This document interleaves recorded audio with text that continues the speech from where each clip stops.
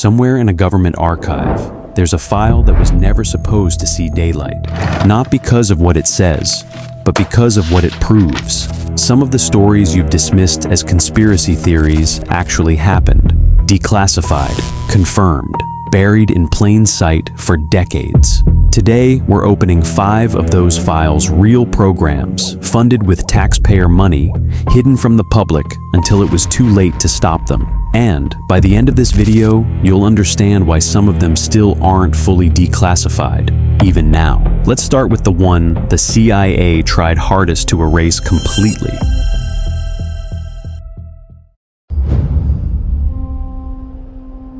(1953). The Cold War is heating up, and the CIA is terrified the Soviets have cracked mind control. Their answer? Build it first. It's called mkultra, and over the next 20 years, the agency quietly funds at least 149 secret sub-projects spread across more than 80 universities, hospitals, and prisons, often without the knowledge of the institutions involved, and almost always without the knowledge of the people being experimented on. Doctors dose patients with LSD, prisoners are put through sensory deprivation, psychiatric patients undergo electroshock, all in the name of learning how to control the human mind.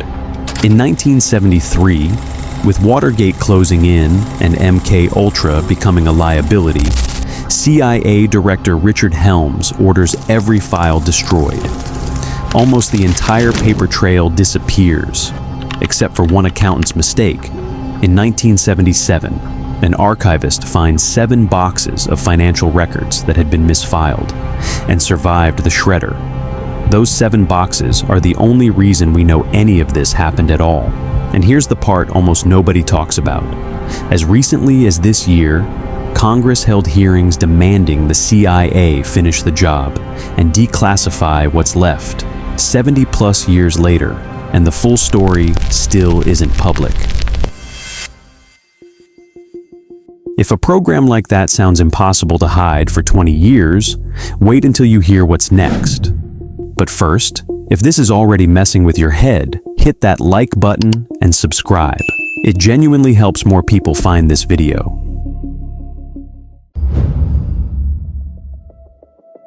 World War II just ended, and buried in the rubble of Nazi Germany are thousands of the most advanced scientists on Earth. Rocket engineers, chemists, physicists who built Hitler's most devastating weapons. Under a program called Operation Paperclip, the US quietly brings more than 1,600 of them to America, along with their families. There's one problem. President Truman explicitly bans recruiting anyone who was an active Nazi party member or supporter. So officials solve that problem by rewriting the paperwork. Security files are quietly edited, party memberships downplayed or erased entirely. Among the recruits, Werner von Braun, a rocket engineer whose wartime program relied on slave labor from a concentration camp where more than 20,000 prisoners died, and who would later help build the rocket that put America on the moon. When the press exposed the program in 1946, even former First Lady Eleanor Roosevelt spoke out against it. It didn't matter. The scientists stayed. 2 decades later, the world watched Apollo 11 launch, never knowing exactly whose hands had built what was underneath it.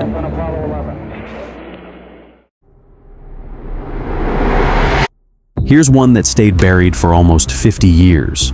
Between 1945 and 1947, doctors working for the Manhattan Project, the same program that built the atomic bomb, inject 18 men, women, and children with plutonium, not to treat them, to study them.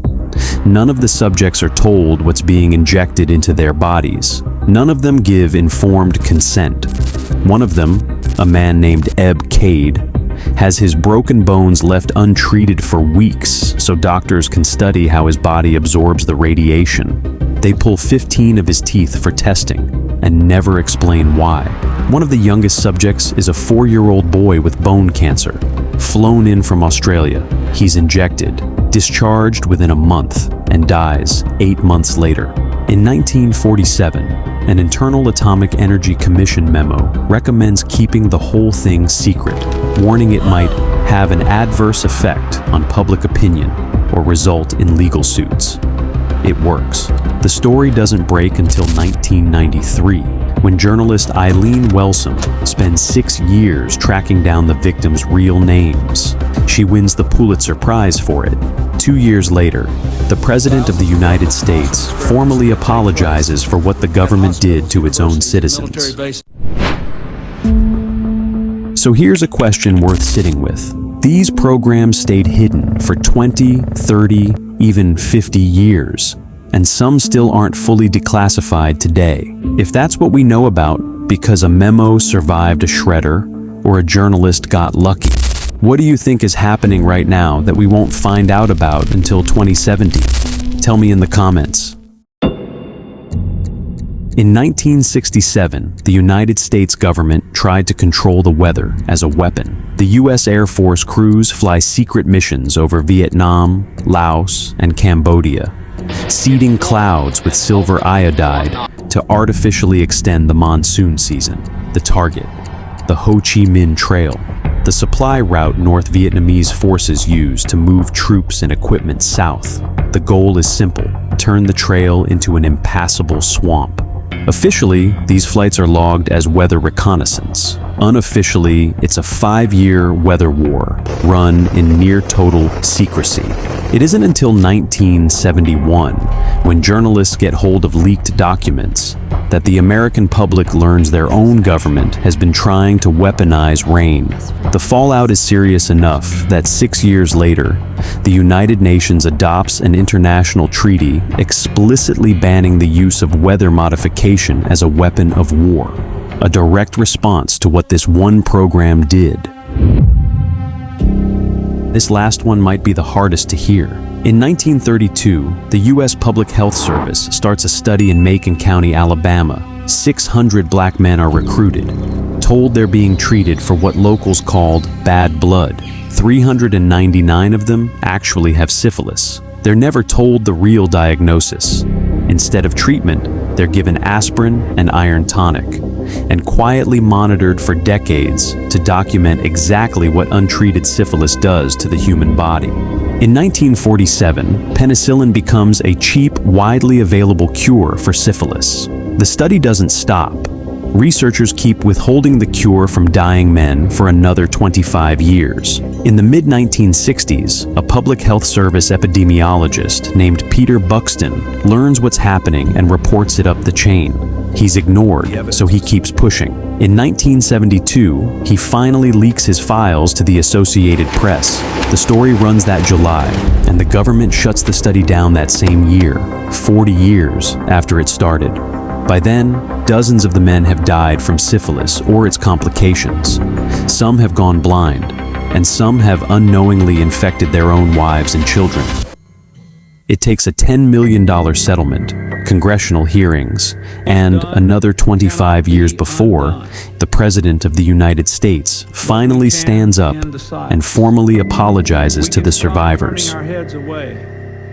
We can look at you in the eye and finally say, on behalf of the American people, what the United States government did was shameful, and I am sorry.